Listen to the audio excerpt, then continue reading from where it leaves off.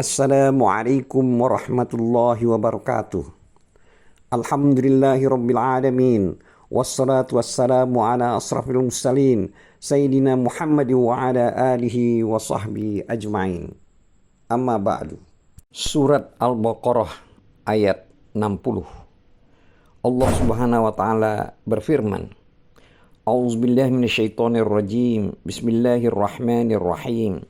Wa idh istasqa Musa liqaumihi faqul nadrib bi'asakal hajar fanfajarat min husnata asyarata aina qad alima kullu unasim masyrabahum kulu washrabu min rizqillah wa la ta'thaw fil ardi mufsidin.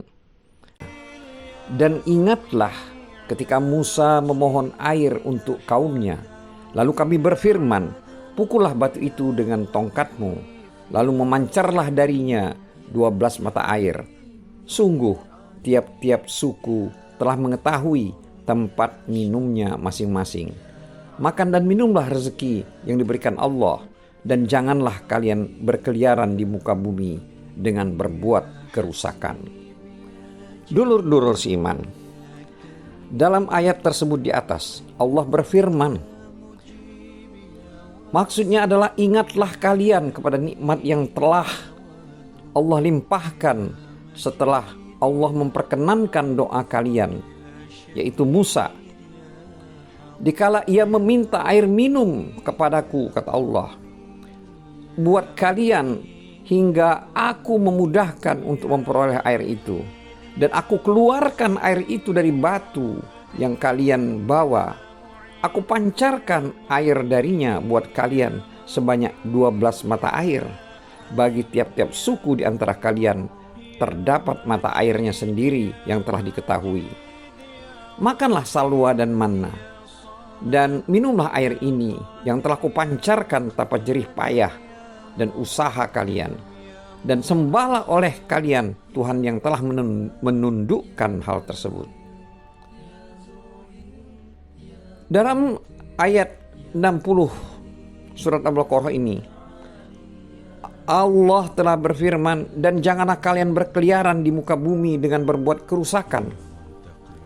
Itu maksudnya adalah, janganlah kalian membalas air susu dengan air tuba. Kenikmatan kalian balas dengan kedurhakaan, karena akibatnya nikmat itu akan dicabut dari kalian. Dulur-dulur iman, para mufassirin membahas kisah ini secara panjang lebar dalam pembicaraan mereka, seperti yang dikatakan oleh Ibnu Abbas radhiyallahu anhu. Disebutkan bahwa di hadapan mereka diletakkan sebuah batu berbentuk 4 persegi panjang.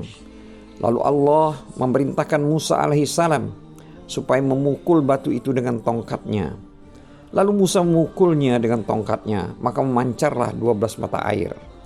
Pada tiap-tiap sudut batu tersebut memancar 3 buah mata air. Kemudian Musa memberitahukan kepada tiap-tiap suku, tiap suku-suku itu mata airnya masing-masing buat minum bagi mereka. Tidak sekali-sekali mereka berpindah ke tempat yang lain, melainkan mereka menjumpai hal tersebut.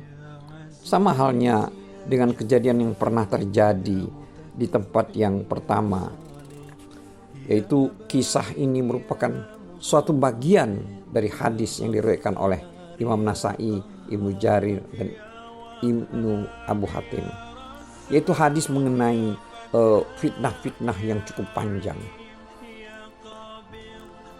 Dulur-dulur seiman, Atiyah Al-Aufi mengatakan, dijadikan buat mereka sebuah batu besar yang sama dengan kepala banteng.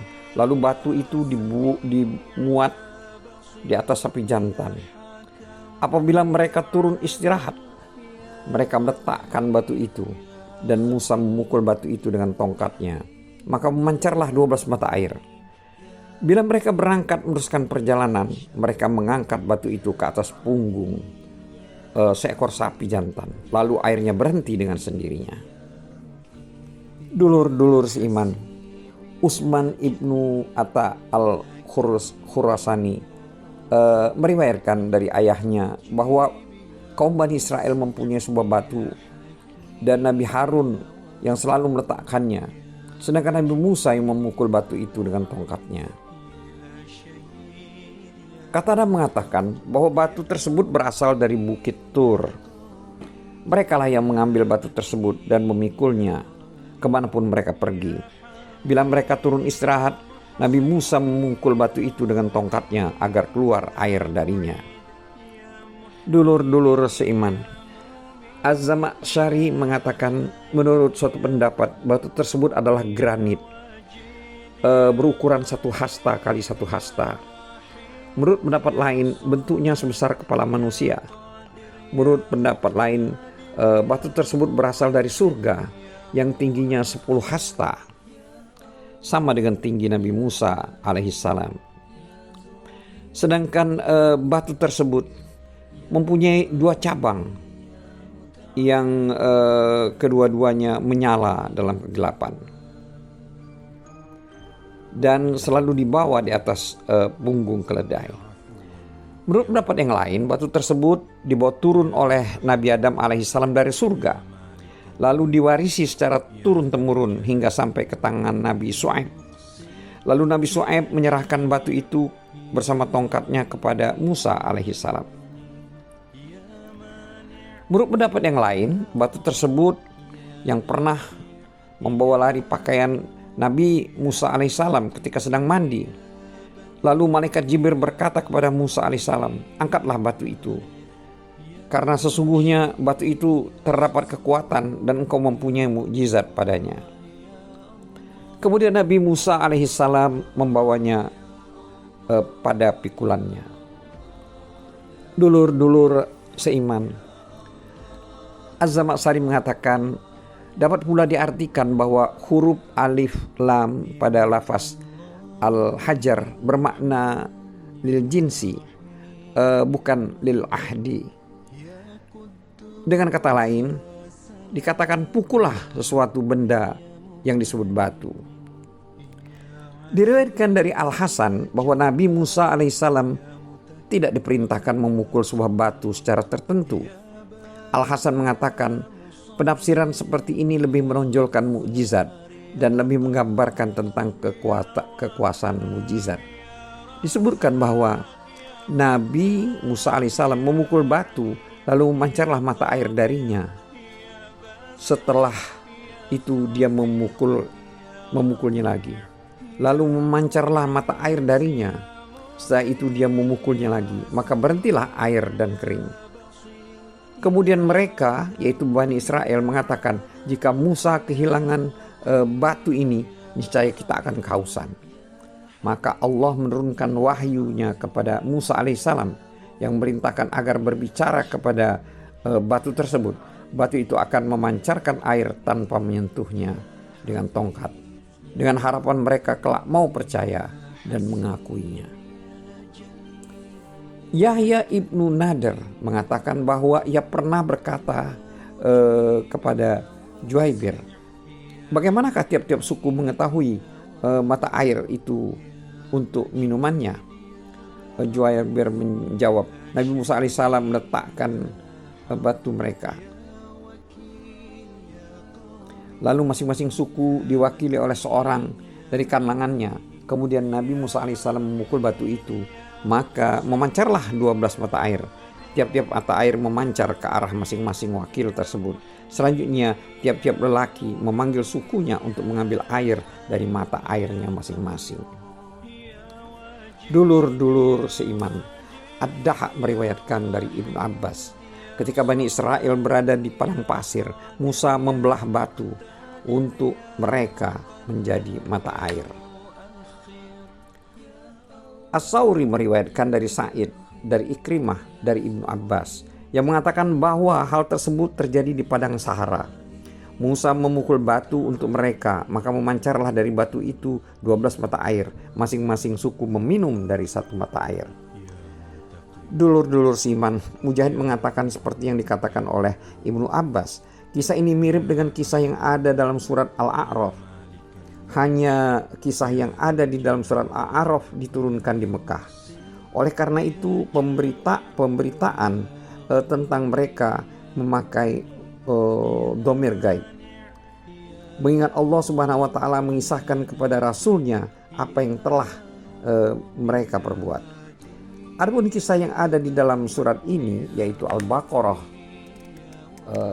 itu diturunkan di Madinah. Untuk itu kitab yang ada padanya langsung ditujukan kepada mereka, yaitu orang-orang Yahudi Madinah. Di dalam surat Al-A'raf diberitakan bahwa Allah telah berfirman, yaitu sebagai berikut, dengan artinya maka memancarlah daripadanya 12 mata air.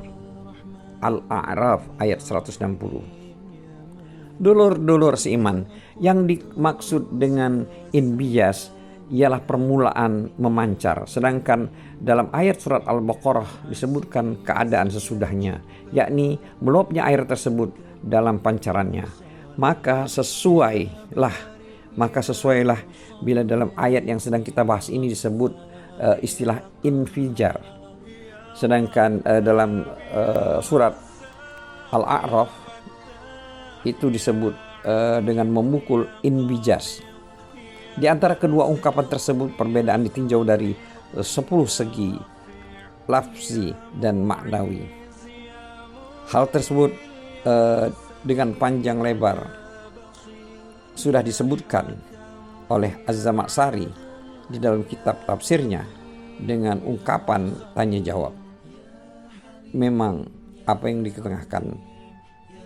diketengahkannya itu mendekati kebenaran. Demikianlah dulur-dulur makna atau terjemahan singkat dari surat Al-Baqarah ayat 60. Semoga bermanfaat. Wabillahi taufiq wal hidayah. Wassalamualaikum warahmatullahi wabarakatuh.